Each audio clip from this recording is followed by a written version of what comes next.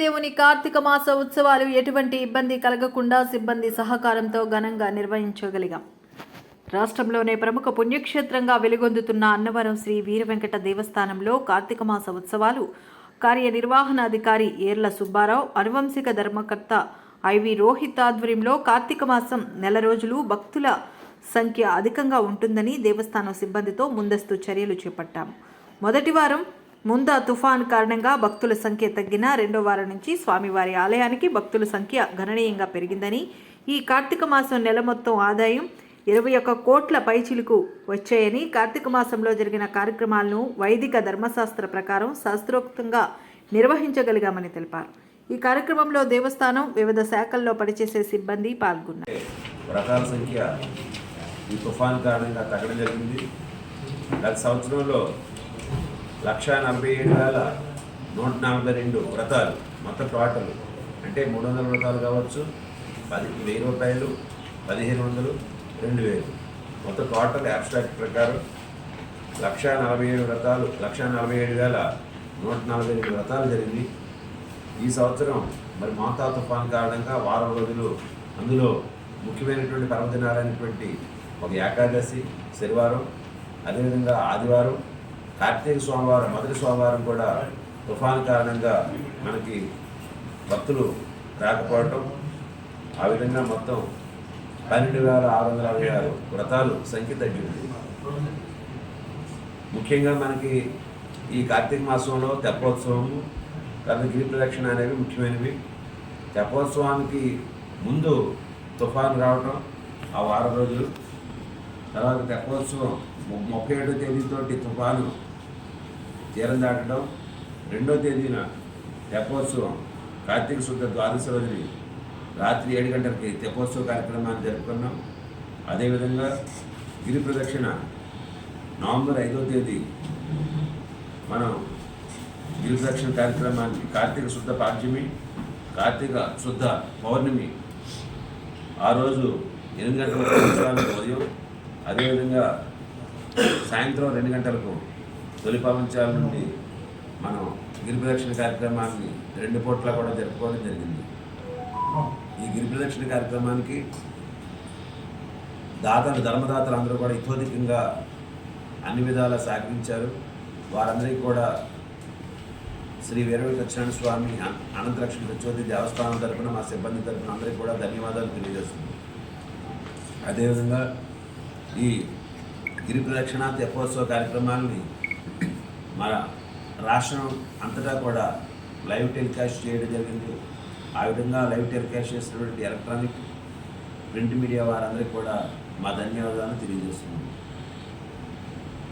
ఇంకా సత్యదీక్ష మాలాధారణ, ఈ సత్యదీక్షల్ని అందరూ కూడా 27 తేదీలు, 27 రోజులు మఖా నక్షత్రం నుండి మళ్ళా మఖా నక్షత్రం 17వ తేదీ అక్టోబర్ మఖా నక్షత్రం, ఆ తేదీ నుండి అందరూ కూడా సత్యదీక్షని ధరించటం,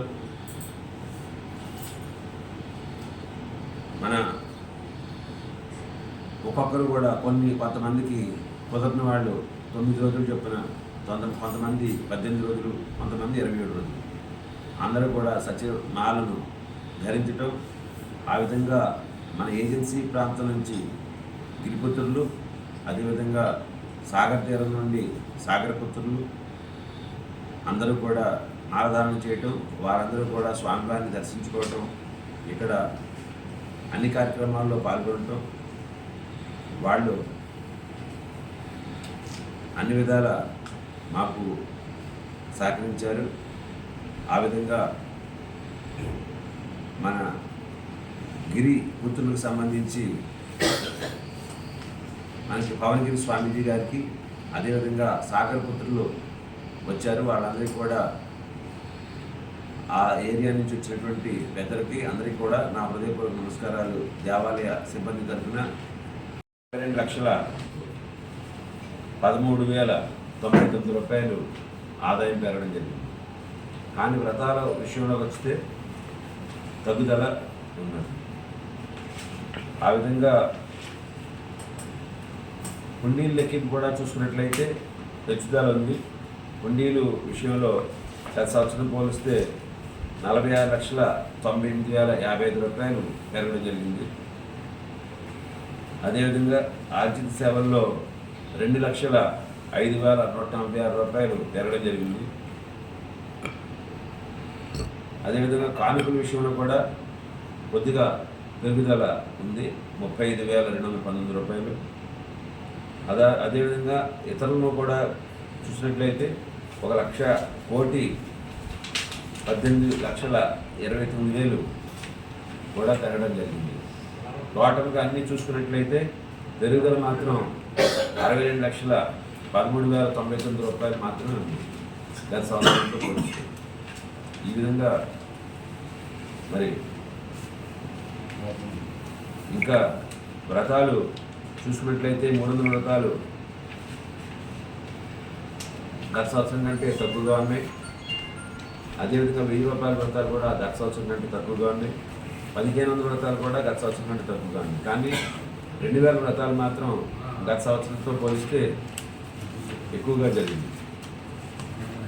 అదేవిధంగా మన సివిల్ ఇంజనీరింగ్కి సంబంధించి మన ఇంజనీరింగ్ సిబ్బంది వారు అందరూ కూడా సహకరించారు.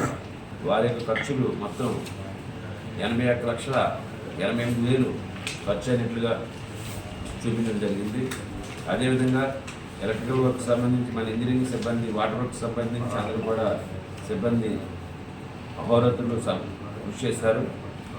వాళ్ళు గిరి ప్రదక్షిణకు సంబంధించి 5 లక్షలు ఖర్చు, తెప్పోత్సవానికి సంబంధించి 4,50,000 ఖర్చుగా, ఎలక్ట్రికల్ వర్క్స్ సంబంధించి 7,50,000. ఏవిఎం కోచింగ్ సెంటర్ కోటనందూరు మీ పిల్లల బంగారు భవిష్యత్తుకు భరోసా ఇచ్చే ఏకైక సంస్థ మన ఏవిఎం కోచింగ్ సెంటర్ కోటనందూరు. అతి త్వరలో న్యూ బ్యాచ్లు TET plus DSC, EAMCET, POLYCET, APRJC, Sainik, Navodaya. AVM coaching centre Kotananduru.